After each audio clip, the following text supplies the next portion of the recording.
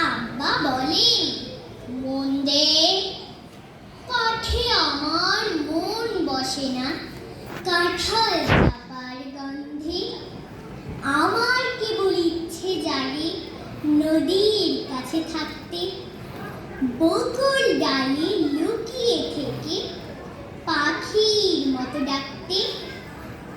সবাই যখন ঘুমিয়ে পড়ে কর্ণফুলীর কুলটায়, দুধ ভরা ওই চাঁদের বাটি ফেরেশতারা উল্টায়।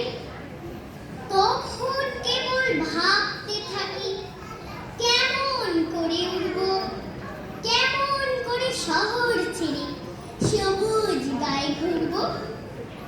তোমরা যখন শিখছো পড়া মানুষ হওয়ার জন্য, আমি না হয় পাখি হব, পাখির মতো বন্য। ধন্যবাদ।